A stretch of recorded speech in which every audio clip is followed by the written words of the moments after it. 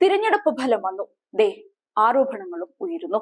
ഇപ്പോഴിതാ ലോക്സഭാ തിരഞ്ഞെടുപ്പ് ഫലം പ്രഖ്യാപിച്ച ജൂൺ 4 ഓഹരി വിപണി ഇടിവിൽ ഗുരുതര ആരോപണവുമായി മുതിർന്ന കോൺഗ്രസ് നേതാവ് രാഹുൽ ഗാന്ധി എത്തിയിരിക്കുന്നു. ഇതുമായി ബന്ധപ്പെട്ട സംയുക്ത പാർലമെന്ററി കമ്മിറ്റിയുടെ അന്വേഷണം വേണമെന്നാവശ്യപ്പെട്ട രാഹുൽ നരേന്ദ്രമോദി, അമിത്ഷാ, നിർമ്മലാ സീതാരാമൻ എന്നിവരുടെ പങ്ക് അന്വേഷിക്കണമെന്നും ആവശ്യപ്പെട്ടു. പ്രധാനമന്ത്രി നരേന്ദ്രമോദി, കേന്ദ്ര ആഭ്യന്തരമന്ത്രി അമിത്ഷാ, ധനമന്ത്രി നിർമ്മലാ സീതാരാമൻ എന്നിവരുൾപ്പെടെയുള്ള BJP നേതാക്കൾ തിരഞ്ഞെടുപ്പ് ഫല പ്രഖ്യാപനത്തിന് ദിവസങ്ങൾക്ക് മുൻപ് ഓഹരി വിപണിയെ സ്വാധീനിക്കുന്ന പ്രസ്താവന നടത്തിയെന്നും രാഹുൽ ആരോപിക്കുന്നുണ്ട്.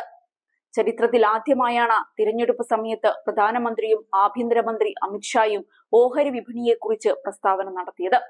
എന്തിനാണ് പ്രധാനമന്ത്രിയും ആഭ്യന്തരമന്ത്രിയും നിക്ഷേപകർക്ക് നിക്ഷേപ ഉപദേശം നൽകിയത് എന്നായിരുന്നു രാഹുലിന്റെ ചോദ്യം. ഓഹരി കുംഭകോണമാണ് നടന്നതെന്നായിരുന്നു രാഹുലിന്റെ പ്രധാന ആരോപണം.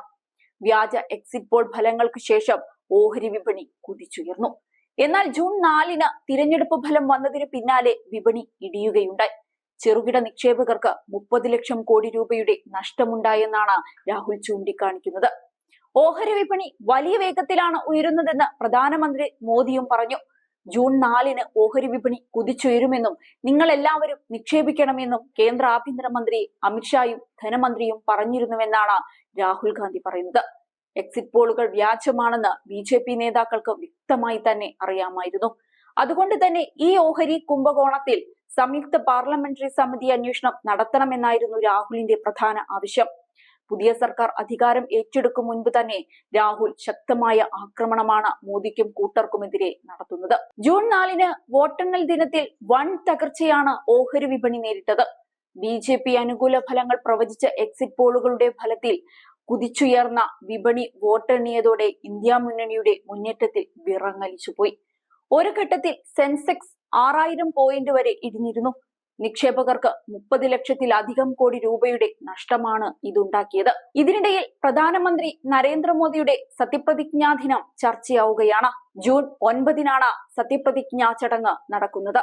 നേരത്തെ ജൂൺ 8 ശനിയാഴ്ച സത്യപ്രതിജ്ഞാ ചടങ്ങ് നടത്താനായിരുന്നു തീരുമാനിച്ചത്. എന്നാൽ ഒരു ദിനം വീണ്ടും വൈകുകയായിരുന്നു. ബുധനാഴ്ച വൈകിട്ട് മോദി അദ്ദേഹത്തിന്റെ രാജിക്കത്ത് രാഷ്ട്രപതിക്ക് കൈമാറിയിരുന്നു. BJPക്ക് ഇത്തവണ ഭൂരിപക്ഷം ലഭിച്ചിട്ടില്ല. 240 സീറ്റുകളാണ് ലഭിച്ചത്. NDAക്ക് 293 സീറ്റ് ലഭിച്ചതിനാലാണ് മോദി മൂന്നാമതും പ്രധാനമന്ത്രിയായത്. JDUവും TDPയും മോദി സർക്കാരിലെ കിങ് മേക്കറായി മാറിയിരിക്കുകയാണ്.